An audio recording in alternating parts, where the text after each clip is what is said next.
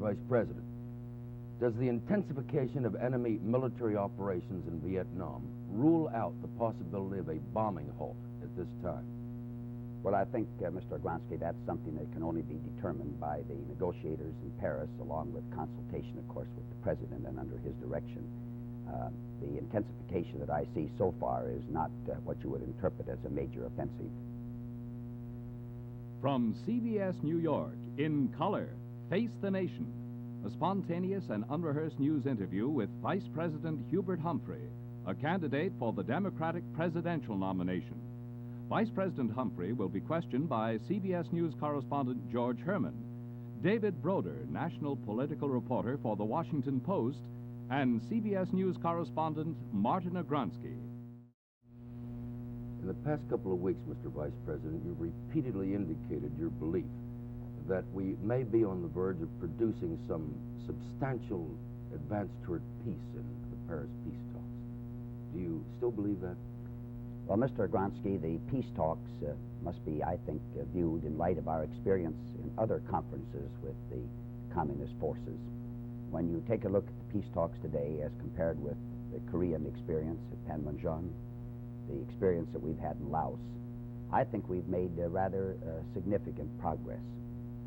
I believe it's generally well accepted now that some of the earlier stages of sheer propaganda and delay and subterfuge, that is out of the way, and that the conference is now approaching a point where there are real substantive matters under discussion, such as the demilitarized zone, the rate of infiltration, the troop disposition.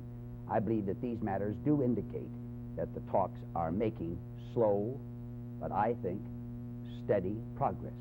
And we simply have to have the perseverance and the patience to stick with it. Mr. Vice President, you've had a chance now to see Senator McCarthy's proposed Vietnam flank. Is it something that you can accept, or does it involve what you have called repudiation of past policies and past sacrifices? Well, I did have a chance to scan through the plank as it was stated today in today's press. The fundamental difference between myself and Senator McCarthy on this plank is on the imposition of a coalition government as a precondition, so to speak, for further developments around the peace table. I cannot agree with that. Senator McCarthy feels that the central point of a peace conference, of a successful peace conference, is that we must insist upon a coalition government as the beginning. Neither Senator Robert Kennedy nor myself have agreed with that position. I made note in a discussion in New York City on Saturday before the Liberal Party in its executive council meeting, the statement made by Senator Robert Kennedy in his discussion with Senator McCarthy out at California just prior to the primaries. And as you may recall, at that point, the senator said that he did not favor an imposed coalition government. He favored the free choice of the peoples of South Vietnam. Now, that has been my position. And I favor open and free elections that includes in South Vietnam all groups, neutralists, the communists, the anti-communists, all groups that are willing to accept the results of an election and engage in peaceful political processes. I believe that that's a proper position, and that's the fundamental difference that we have. Let me return to the military side of this platform plank and of the war in Vietnam again for a moment. Senator McCarthy, as I understand him, also calls for halting our search and destroy operations, for promising that we will not further widen the war either by increasing our forces or extending the conflict, and here I'm reading from his proposed platform plank, and halting the bombing. Now, in the current state, you have just said that you think that this may not, that we don't know yet whether this is a major offensive, but in the present state of increased fighting, can you agree to such a platform plank? I think that for the Democratic Party and convention to try to draw up military strategy and tactics is just a little bit beyond what the American people would expect of a political party and beyond its capacity or ability to do. These are matters that must be left up to our commander-in-chief, to the officers of our government, to our military, and to our negotiators. I would say further that what we all seek, I would hope, at least what I seek, in order to speed up the peace talks is a ceasefire, including stopping the bombing. Now, a ceasefire will give us an opportunity to talk, and not just to fight and talk as is going on at the present time, but for us to try to spell out in the heat and the controversy of the Democratic Convention what you call search and destroy operations, which, by the way, many people have some doubt as to what that all means, or to try to spell out what a military strategy ought to be and how it ought to be applied. I really do not believe that is responsible political activity. Well, let me go back to the peace strategy. If you have said that a ceasefire, you've talked about a ceasefire, you've talked about a bombing pause, you've also said that there must be some sign of response or restraint. Does the present increased fighting in Vietnam worry you in terms of this sign of response or restraint from the other side? It concerns me. I don't believe that you can give yet an accurate interpretation. What I think is most important is that whatever we do, that we keep in mind that we have forces there in South Vietnam. The American people are not going to stand for any kind of a peace arrangement or any kind of a tactical arrangement relating to the peace discussion that leaves our men in South Vietnam at the mercy of the enemy. They're just not going to do that, and you shouldn't expect them to do that. So whatever we do in terms of trying to move the negotiations forward, which I want to have happen very much, must call for some kind of restraint and response, reasonable response from Hanoi. Now, what that restraint and reasonable response should be, I believe, should be left in the hands of our negotiators, to give them wide latitude to interpret as best they can from the information they get from the field, from the information that they're able to have from intercepts of enemy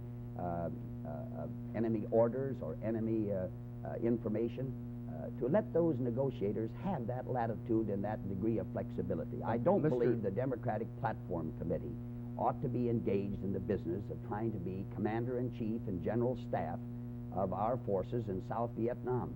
Mr. Vice President, leaving out that the Democratic Platform Committee should be acting as a general staff or making that kind of military interpretation, our Secretary of State, who is not a military man, recently said that a halt in the bombing that would be conditioned on a pledge of reciprocal decline in military activity by North Vietnam. Now, somebody has to make that evaluation. That's Who's correct. to make it? I think we elect people to our government to make that evaluation, and we have negotiators that are competent and able and experienced and tried and tested. And they are there with more information at their command about the actual situation that prevails in Vietnam than any platform committee or any person that's seeking public office or anyone that's trying to write some kind of a statement that sort of covers all bases on Vietnam. Mr. Vice President, one of the reasons, really, I think you would concede that Senator McCarthy became a candidate for the presidency, that Senator McGovern is now a candidate for the presidency, that there is so much division in the country on Vietnam, is a widespread feeling in the country that the military is dragging its feet on interpreting, say, halts in enemy activity in Vietnam, and generally a feeling that we are not making the interpretation as quickly as we should make it. The military, Mr. Agronsky, is not making the interpretation. The interpretation and the policy relating to this struggle is being made by civilian officers of this government and by, as I've said, men that I consider to be as responsible and as peace-like and as dove-like, if I may use the term, as any that I can think of, Ambassador Harriman and Ambassador Vance. These are our two leading negotiators. Now, I want to make it crystal clear. Of course, the gentlemen that you mentioned, Senator McCarthy and Senator McGovern, entered the campaign because of strong feelings about the struggle in Vietnam. We respect them for that. My point was that when you get into search and destroy operations and when you get into the degree of escalation or de-escalation of certain military forces of the United States in South Vietnam, I think you're over on details and tactics. What I think is much more important for us to consider is how do we best obtain a forward movement in the peace talks? And some have said an immediate cessation of the bombing. I have said that we should have an immediate ceasefire on both sides, including the bombing of North Vietnam. And I have further said that we ought to look for some evidence of some restraint and some reasonable response from North Vietnam. Why? Because we have hundreds and thousands of American men just south of the demilitarized zone. We have over 500,000 men in South Vietnam.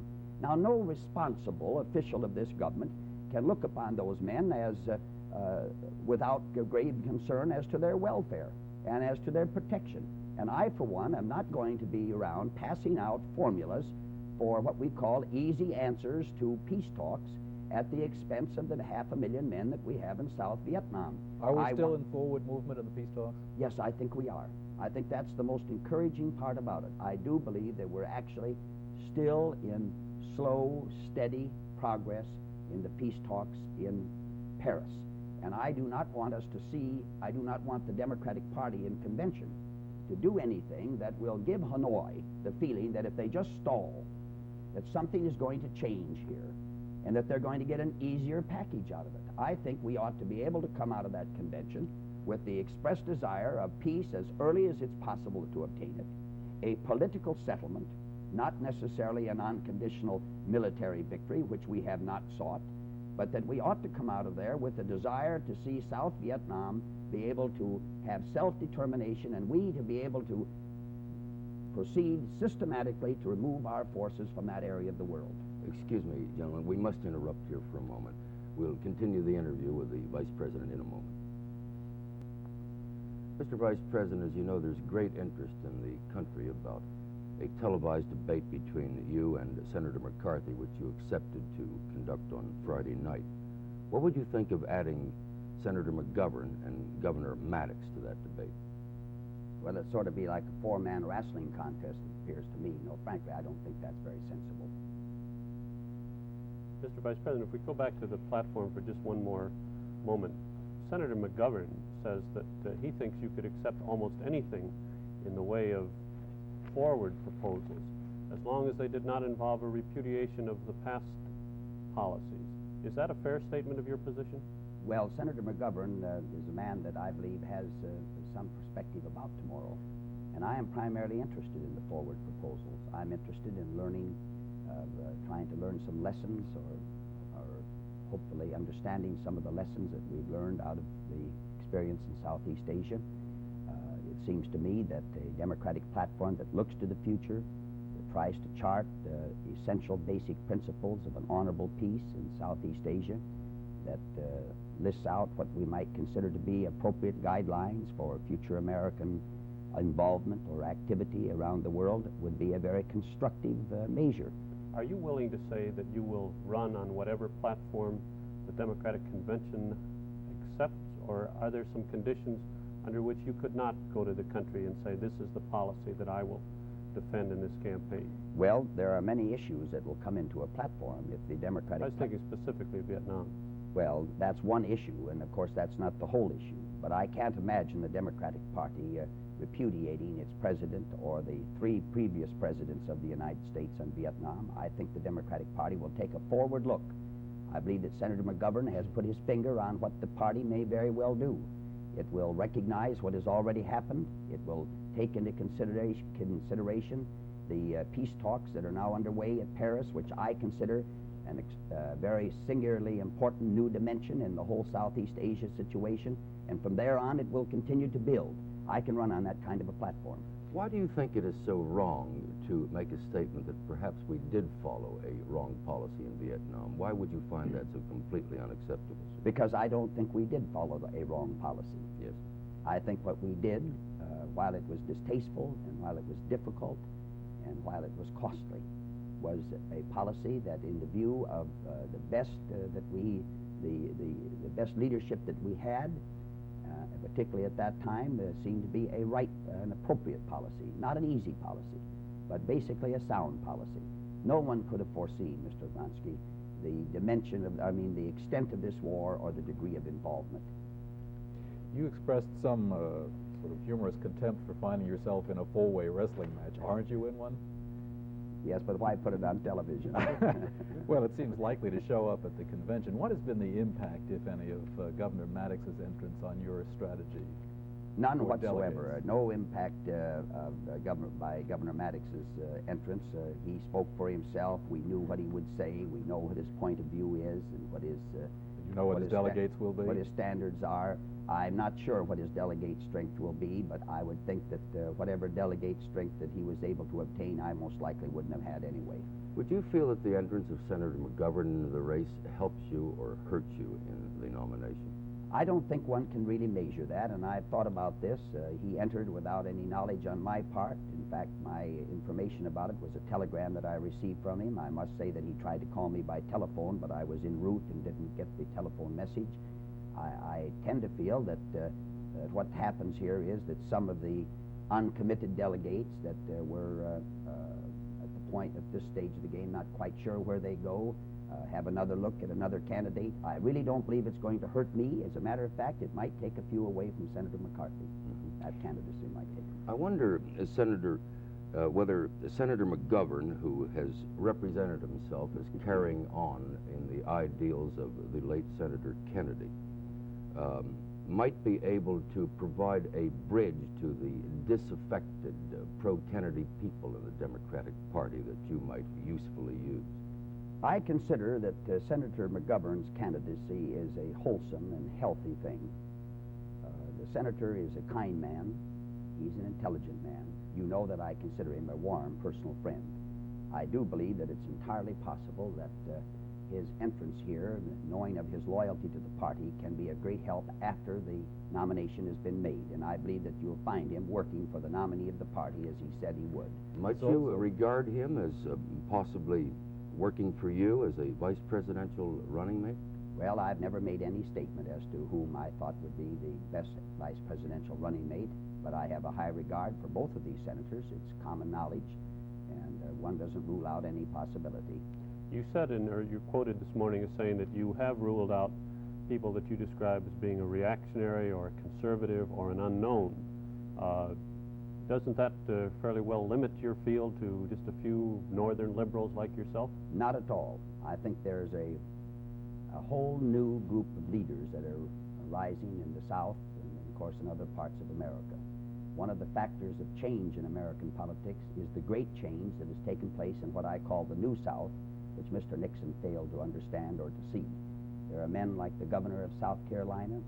There are men all over. There's the Terry Sanford, the former governor of North Carolina. Well, there are governors. I saw a list of potentials that the state chairman of southern states had listed. They were all very fine and good men. You consider Governor Connally of Texas a conservative and therefore out of the running? I consider him a man that's in the middle of the political stream. I don't consider him out of the running. He hasn't put himself in the running. Let me put it this way. I think there are a number of good men that represent forward-looking policies in the South and throughout America. I think the great tragedy today in American politics is the tendency on the part of some who call themselves liberals, and I'm one of the liberals, the tendency of some of those to try to rule out people from the areas of the South. That's a kind of discrimination which I think is almost as bad as racial discrimination. Regional discrimination has no place in American life. Now, I don't have any idea as to, at this stage of the game, just whom we're going to select. I've looked over a number of men. If I'm privileged to be the nominee of the party, I obviously have thought about a number of them. But I look over the South and I see a whole new group of leaders coming out of that part of America. And why we should brand the South as reactionary is beyond me. As a matter of fact, they've been doing more in the field of education. They've made great than most areas of the country. They've done great things in the field of industrialization, the development of the trade union movement, the improvement in the field of human relations. There are vast areas of growth in that part of America that I honor, and I don't want to have it appear that their leadership, that new leadership, is unwanted in the Democratic Party or unworthy of our respect or confidence. Also coming out of the South is former Governor George Wallace. Now, you've been talking at some length about new Southern leaders, but how are you going to do in the South in a three-way race with Nixon, Agnew, George Wallace, and you and your running mate? I think we'll do much better than I had anticipated a month ago. I believe that the new leadership of the South, in the sense now that both Mr. Nixon and Mr. Wallace are in contest in the South, is going to give the Democratic nominee of the party, particularly if I'm that nominee, a good share of the vote, and while not a majority in many states, an adequate plurality to pick up some electoral votes. I feel much better about it now than I did before Miami. But I take it then that you're not really going to compete for the Wallace vote. You're going to try to soak up all the other vote in the South. Is that? I cannot out Wallace, and I cannot out Nixon, old Nixon. And I don't think the new Nixon is operative in the South. I think that's a part of the personality that's operative other parts of the nation. You feel then that Mr. Nixon made a mistake in choosing Mr. Agnew? You have said that it was dictated to some extent by Senator Strom Thurmond. Do you think that? I won't call it a mistake. I just simply say that he made his own calculation as to what he thought was the mood of the country and how he thought best he might strengthen his position in the South.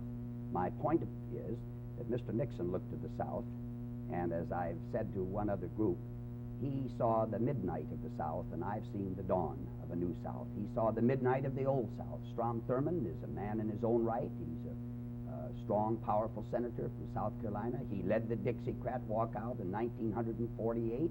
That was not a walk forward, that was a walk backward.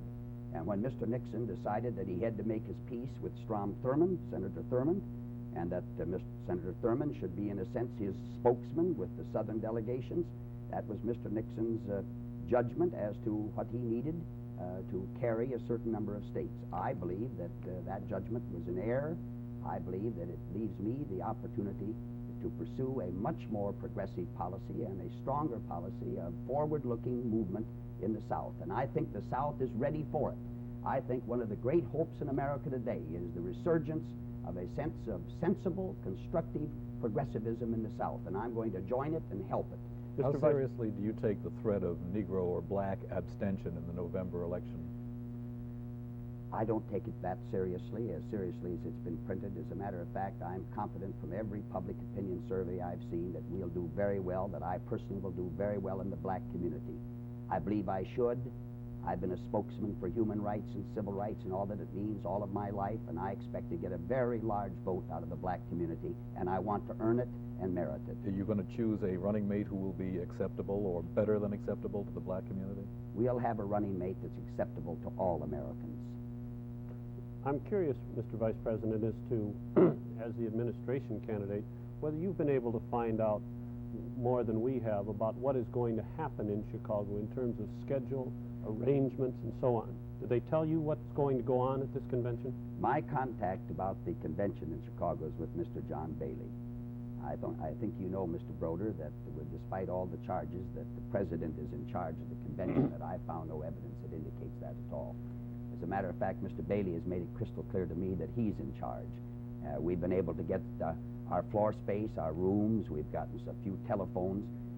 I must say that the principle of neutrality is being adhered to here with almost deep religious conviction. As a matter of fact, I told one of my friends in Senator McCarthy's group that I thought they'd gotten the best of it on the hotel rooms. They got 18 more rooms than we did. Mr. Vice President, will President Johnson put your name in nomination? I have no idea that he will do so. Have you not spoken to him about it? No, I have not, sir, and I have no such plans.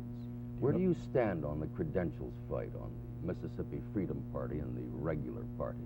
Who will you support? Well, I've already made my expression of support because I've been deeply involved with what we call the Loyalist Group in Mississippi, not just of recent date, but over the years, because I think it truly represents the more forward and liberal approach in the state of Mississippi. I've expressed my personal support for that group. The Credentials Committee is under the chairmanship, as you know, of Governor Hughes of New Jersey. He's a judicious and fair man and highly respected. And I want to say that I was one of the, well, I helped prepare what we call the Civil Rights Act of 1964 for the Democratic Party, the open party program that provides that there must be representation in all the different Democratic parties, equal representation or fair representation, I should say, of the community. A one ballot convention, Mr. Vice President? I hope so. I think so. For you on the first ballot? I think so. I hope so. Thank you very much, Mr. Vice President. I regret we have run out of time. A word about next week's guest in a moment. Today on Face the Nation, Vice President Hubert Humphrey was interviewed by CBS News correspondent George Herman, David Broder, national political reporter of the Washington Post. CBS News correspondent Martin Agronsky led the questioning. Next week, on the eve of the Democratic National Convention in Chicago, Senator Eugene McCarthy of Minnesota, a candidate for the Democratic presidential nomination, will face the nation. CBS News follows the travels of 3 teenagers to Africa on Of Black America, Tuesday night at 10, 9 Central Time.